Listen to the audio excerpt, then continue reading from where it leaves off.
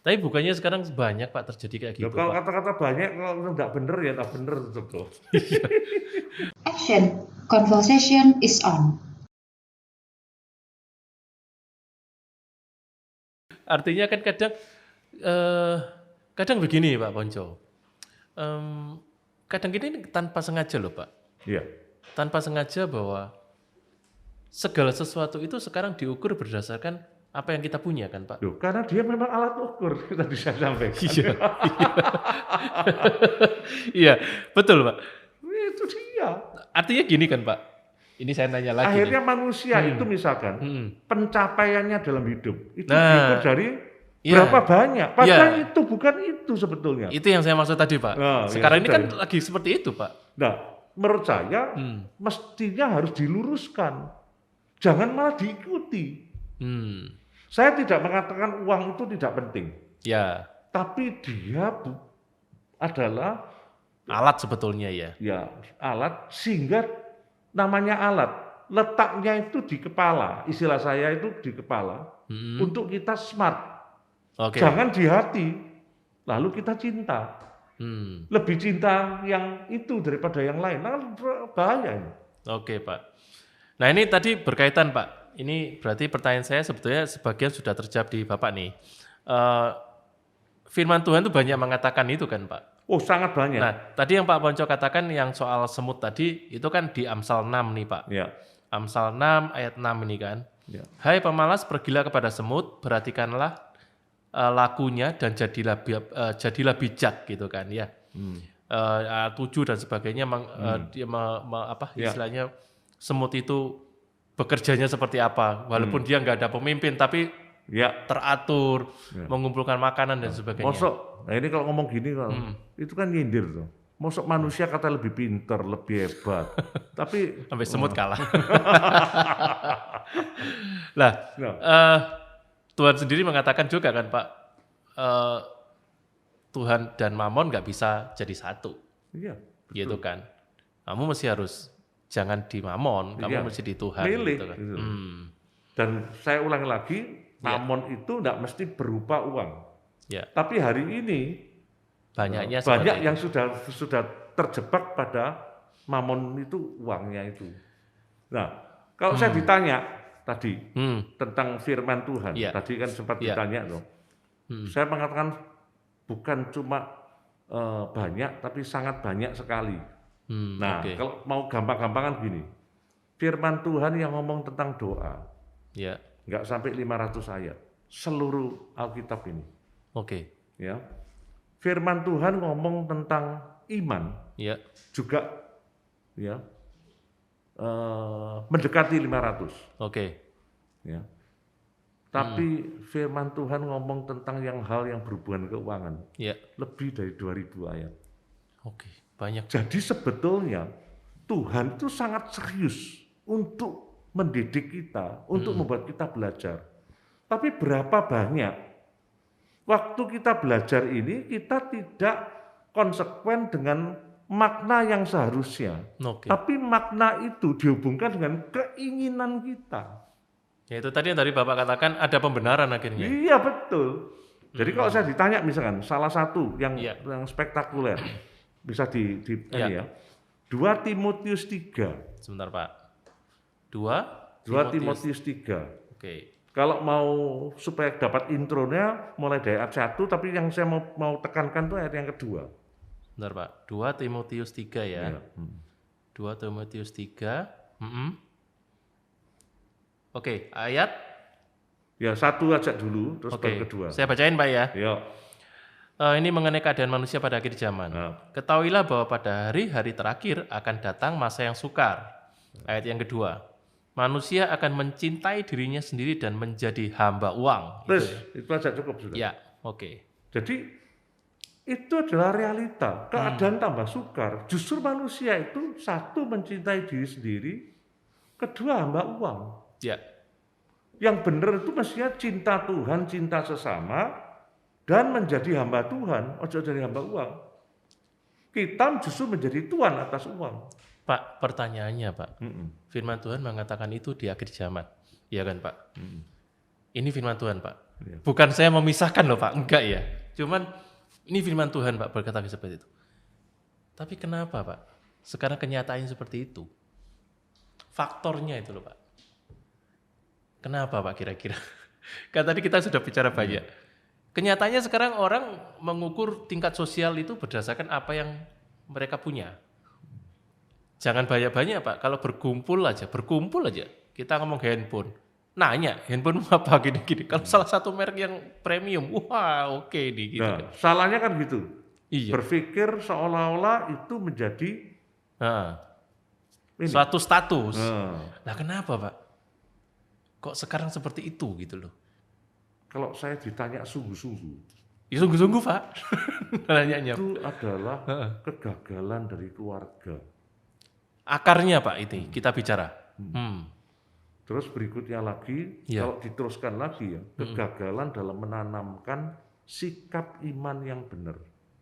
Oke. Jadi kalau orang itu tidak bisa mengidolakan Tuhan, idolanya pasti yang ada di dunia ini. Oke. Saya tidak mengatakan kalau saya seperti begitu, saya tidak mau tahu tentang Bunda. Tapi itu semua jangan sampai masuk di hati. Yang masuk di hati adalah Tuhan saja. Ini salah satu contoh ya Pak ya, misal ya Pak. Apakah ini sesuai dengan apa yang Pak Ponco tadi katakan ya? Anak sekarang misalnya idolanya artis lah siapa gitu kan. Apa yang dia pakai, itu yang dia akan tiru gitu. Oke. Dan ini salah satu itu ya. sudah kegagalan, saya sebut dengan kegagalan.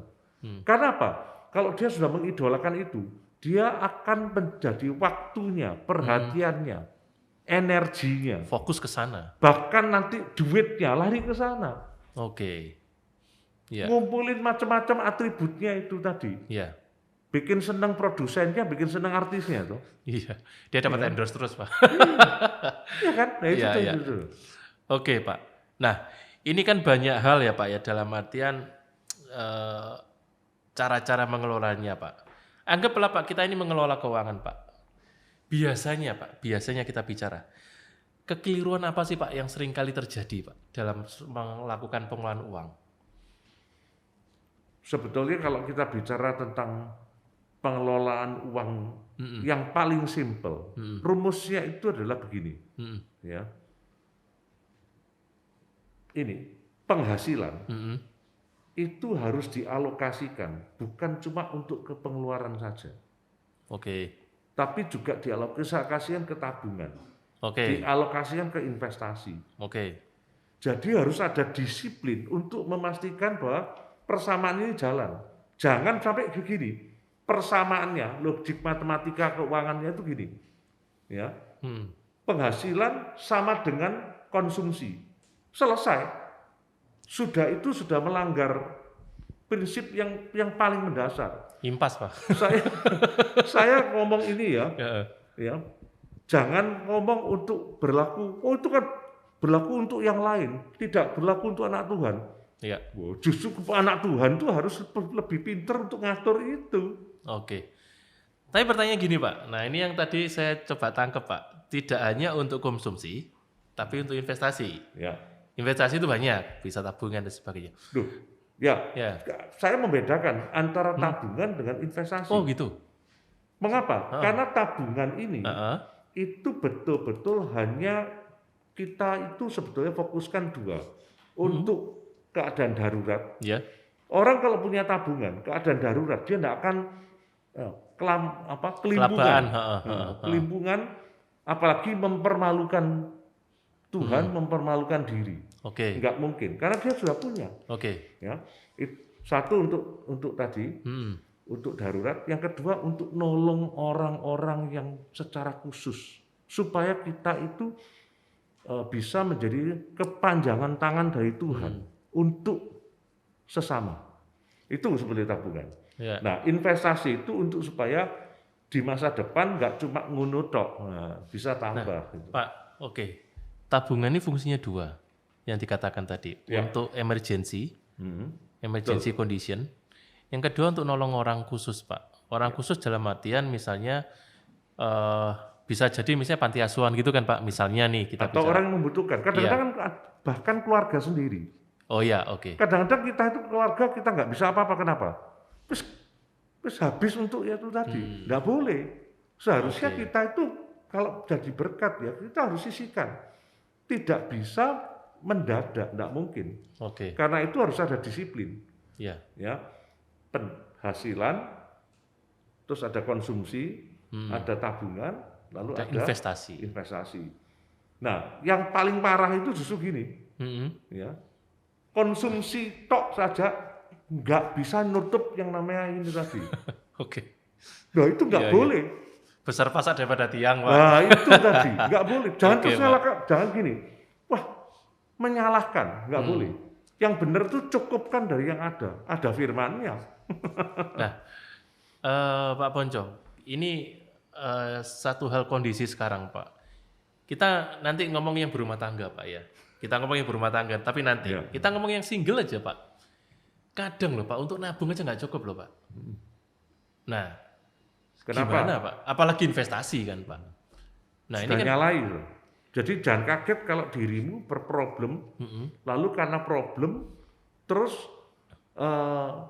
perhatianmu menjadi ke situ terus.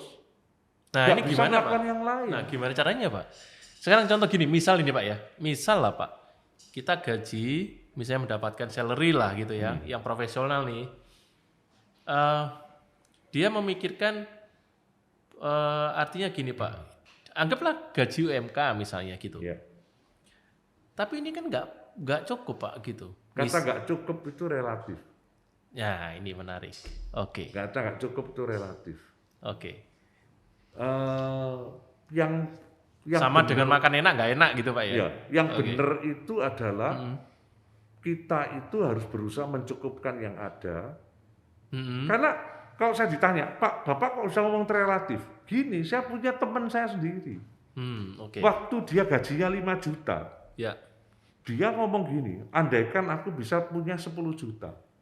Oh iya, saya paham. Aku lego sekali. Iya, saya paham. Ya. 10 juta saya bisa gini bisa gitu. Oh. Tapi waktu dia di level 10 juta, dia ngomong, kok saya kurang? Seandainya bisa 20. 20 juta. Iya. Sampai 20. Mengapa kok demikian? Karena menurut saya, perhatikan kata-kata saya, Iya. keinginannya dia itu naik lebih tajam daripada pendapatannya dia. Jadi nggak mungkin tambah lama tambah dia akhirnya ngomong gini. Ini true story betul. Aku itu sudah gaji waktu itu ya Iya. 20 juta 1 bulan. Ngomel terus aku boceng beli. Dia baru ngomong itu baru. Loh, sebentar Pak Ponco. Apa nggak boleh Pak punya keinginan? Sekarang contoh gini Pak. Misalnya dulu gaji 5 juta. Saya pengen punya sepeda motor gitu Pak. Ya betul. Iya toh? Sudah dapat nih sepeda motor Pak. Kecil kan? Investasi loh Pak. Iya kan? Investasi kan? Terus dia berpikir Pak, aku pengen punya mobil. Berarti aku harus kerja keras supaya bisa beli mobil. Nah, kerja kerasnya itu boleh, supayanya itu boleh, tapi jangan maksa. Tapi supayanya jangan cuma itu saja, untuk dirimu saja. Supayanya itu bisa, kita itu menghargai bahwa hidup itu bisa semakin bisa berdampak baik pada orang lain. Itu supayanya yang benar. Pak, Itu berapa yang gak gampang. berapa banyak Pak orang yang mikir kayak gitu Pak? Ya, balik lagi. Berarti kan orang tua itu Oke. betul-betul harus dibukakan pola pikir yang benar dulu. Makanya semoga podcast ini bisa menjadi berkat Amin Pak. untuk mengingatkan keluarga-keluarga Iya. bahwa kebanggaan itu bukan karena benda-benda. Kebanggaan itu karena mereka itu memahami firman Tuhan, melakukannya, dan hidup jadi berkat bagi orang lain. Oke, ini berarti sobat podcast ini ada suatu harusnya mindset itu harus dirubah gitu kan ya. Betul. Jadi Oke. problem terbesar itu memang di mindset itu tadi. Mindset kehidupan misalkan. Mindset tentang Tuhan, mindset kehidupan. Oke. Lalu kemudian juga mindset terhadap uang. Oke. Uang itu bukan tujuan. Uang itu cuma media. Uang itu cuma alat tukar Oke. yang mempermudah sebetulnya. Nah, Pak kadang ya, ini yang single. Kita ngomong yang sudah menikah nih Pak sekarang. ya. Ya kan? Yang menikah nih Pak. Yang menikah kadang begini. Eh, sudah menikah, belum punya rumah misalnya. Ya, kalau saya tabungan saya pasti nanti dalam jangka waktu berapa tahun saya buat untuk DP rumah.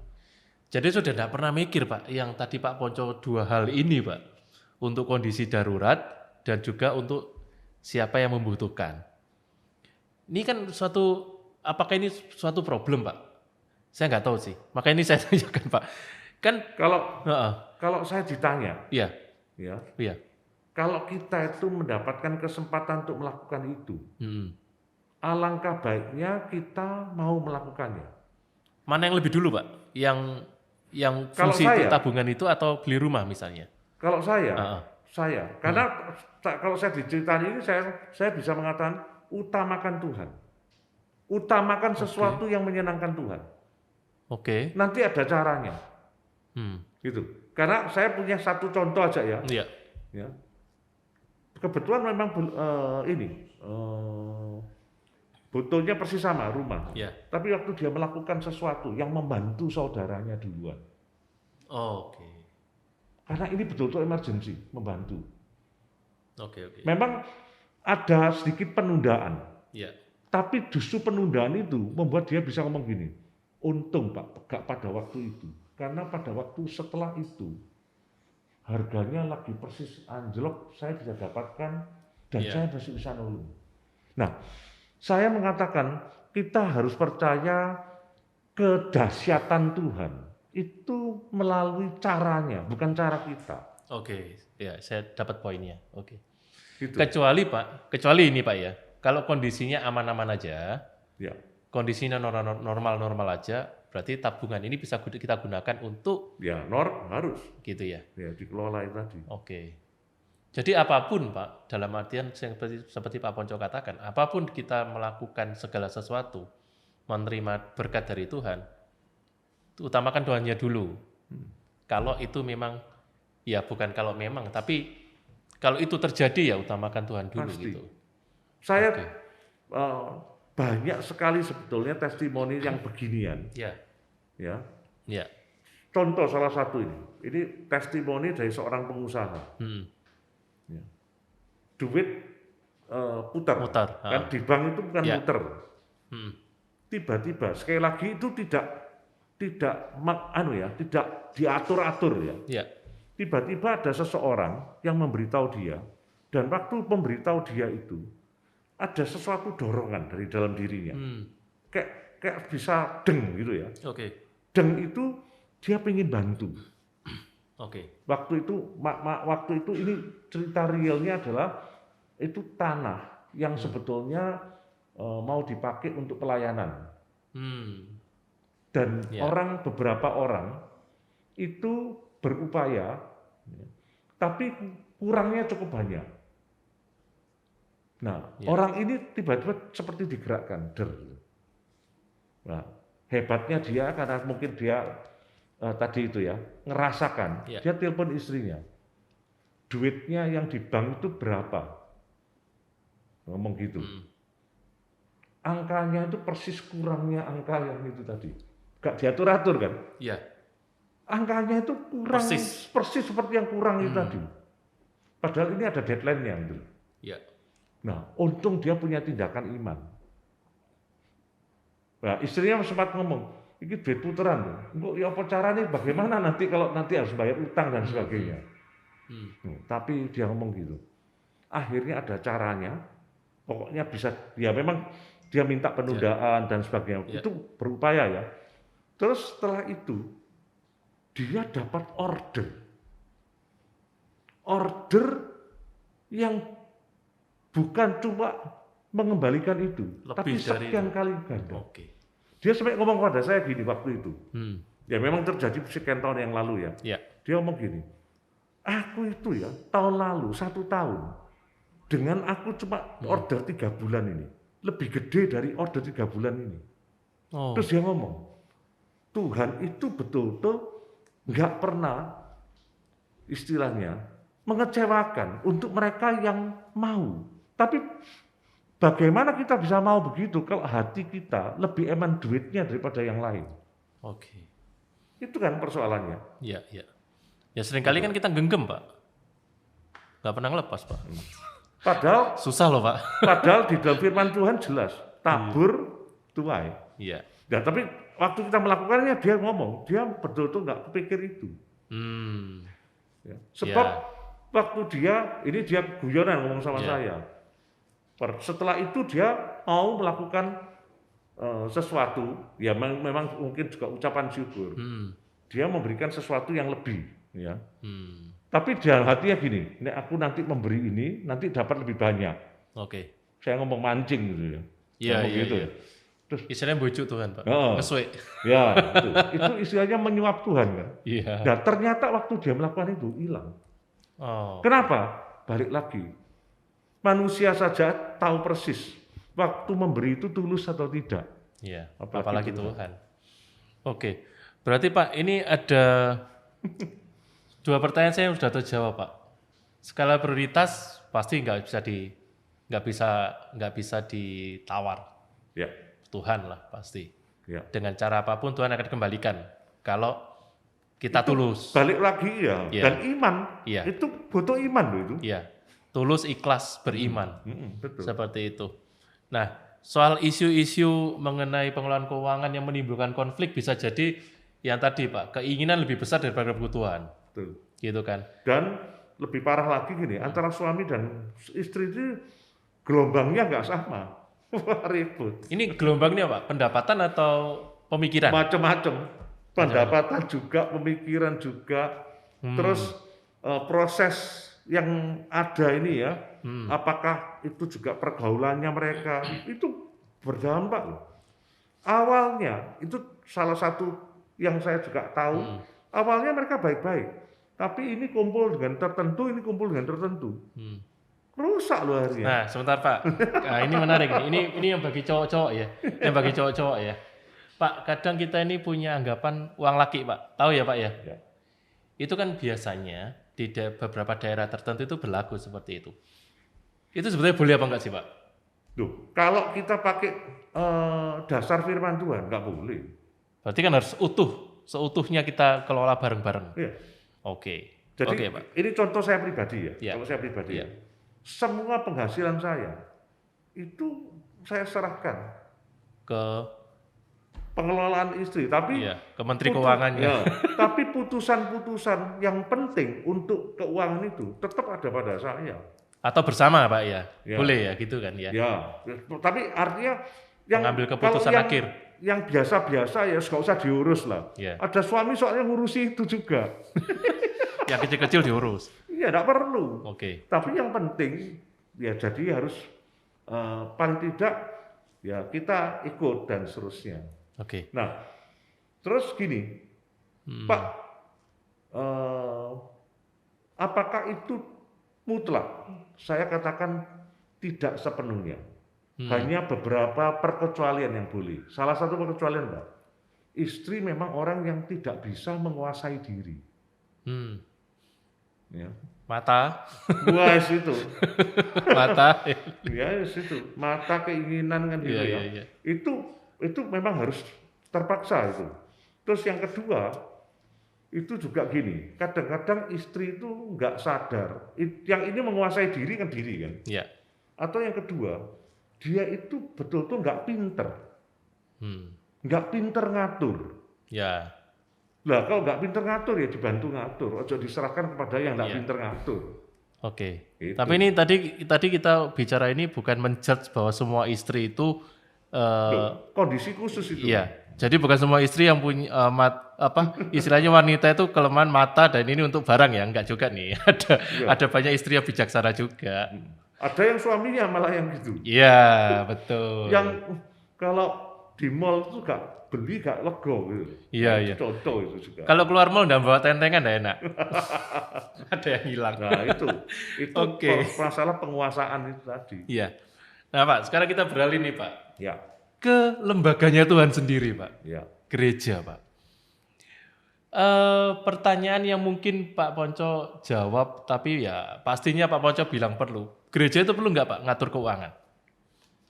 Karena ini gereja terpaksa kok lebih lego. Mulai sesek saya nih. Ya, oke Pak, silakan Pak. Sik. Nah, Iya. ini supaya lebih enak ini. Ya. Oke. Nah, gereja perlu nggak Pak ngatur keuangan? Sangat. Oke. Kalau perlu Pak, itu kira-kira bagaimana Pak cara ngatur keuangannya gereja? Kalau gereja ini menurut saya justru saya percaya di dalam gereja itu banyak orang-orang yang Tuhan kirim ya sesuai dengan ini kelebihan mereka, talenta mereka masing-masing, dan alangkah baiknya itu betul-betul juga melibatkan orang-orang itu. Karena kalau tidak akan ya ekstrim nanti. Ya. Nah, padahal manusia seringkali itu tidak memiliki kemampuan untuk dalam semua hal. Nah, kadang-kadang itu sorry ya, mungkin saja memang kalau ditanya Pak, hamba Tuhan harus all round mestinya, ya all round ya secara umum ya harus memang. Tapi kan ada yang dia memang tidak tidak ahli talented di situ, ya melibatkan orang yang harus begitu. Jadi pada intinya perlu Pak ya. Iya. Oke, by the way Pak, headphone Pak, ini yang sebelah kiri Pak Ponco, di balik gini Pak. Oh sorry. Iya, oke. Ya. Ya, berarti Pak, kalau seperti itu, salah satu unsur di dalam pengelolaan keuangan gereja yaitu mengenai transparansi. Betul nggak Pak? Boleh nggak Pak kita bicara seperti itu? Transparansi. Kata transparansi itu ya khususnya untuk kalau saya ditanya tentang itu, saya melihat itu sama dengan orang tua terhadap anak. Oke. Kata transparan itu kan harus levelnya masing-masing.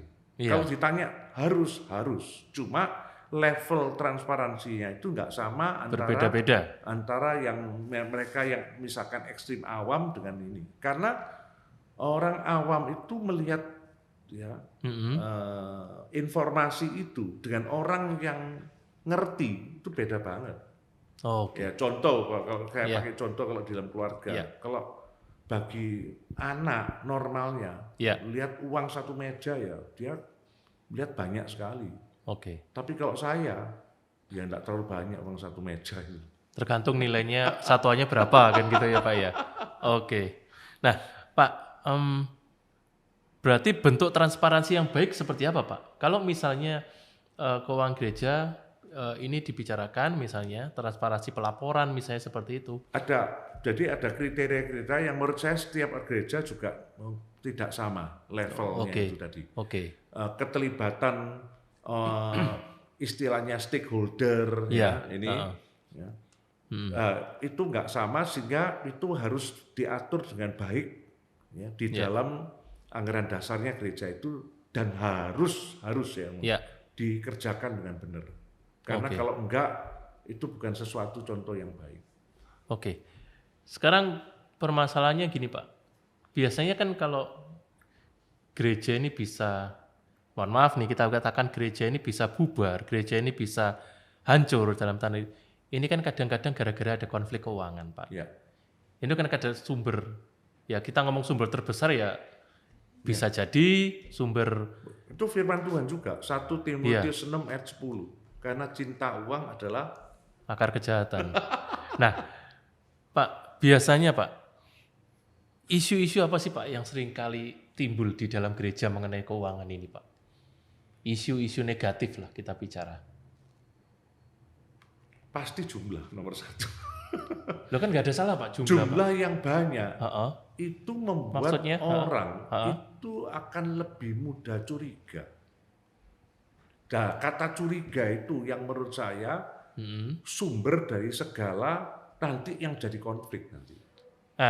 Pak. Karena belum tentu curiga itu benar, tapi tapi juga saya katakan gini, ya kritis, jangan curiga, kritis.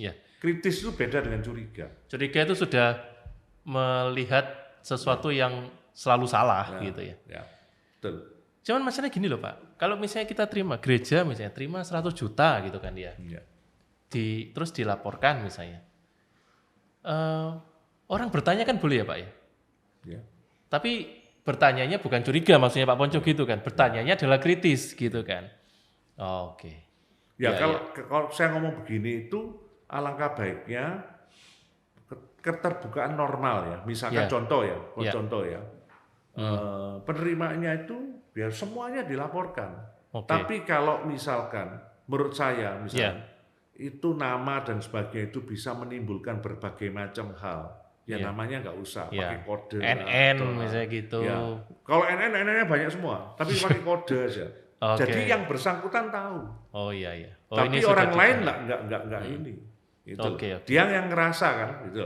Dan itu sudah satu poin. Ya. Ya. Terus yang kedua juga begini, saya kok selalu melihat bagaimana kan bicara tentang mengatur itu kan salah satu pada waktu memakai itu diatur kan. Ya. Nah, gereja itu juga harus waktu makainya diatur. Diatur lebih banyak untuk fasilitas, untuk berbagai macam kepentingan orang banyak ini atau untuk ini yang lain. Nah kalau yang seperti itu bagus loh sudah. Nah seperti begitu kalau saya ditanya apakah memerlukan atau semua harus terlibat? Enggak. Tapi harus ada orang-orang yang dipilih untuk supaya orang-orang ini memastikan itu berjalan dengan baik. Iya. Nah selain isu curiga Bapak, selain tadi isu curiga, lalu ada skala prioritas kalau tadi saya tangkap dari Bapak kan, ada skala prioritas bahwa skala prioritasnya adalah untuk kepentingan bersama. Banyak ya atau lebih untuk terbatas. Ya, Oke. kalau semakin terbanyak pasti bagus. Oke. Itu pengelolaannya. Ya. Ada lagi nggak Pak isu-isu yang biasanya timbul bisa menimbulkan konflik di gereja Pak? Yang ketiga, dan saya menganggap ini menurut saya itu agak menyedihkan. Ya. Kalau curiga itu ya sudahlah itu kan. Itu bisa dijawab, bisa ditunjukkan seperti apa. Tapi kalau ketiga ini itu kalau kemudian benturan ambisi. Pribadi ya Pak? Ya, benturan ambisi. Di dalam stakeholder itu? Itu ruwet itu, ya. Ruwet. Oke. Jadi itu biasanya juga akan banyak menimbulkan hal yang akhirnya nggak ada yang seneng. Nggak mau ngalah. Ya, karena itu tadi. Tapi cara meredamnya gimana Pak? Ya mestinya masing-masing kalau memang tahu takut akan Tuhan dan begitu. Iya, sama dengan suami istri loh. Iya. Kalau nggak ngalah, iya kan. piring berapapun habis. Gitu. Oke.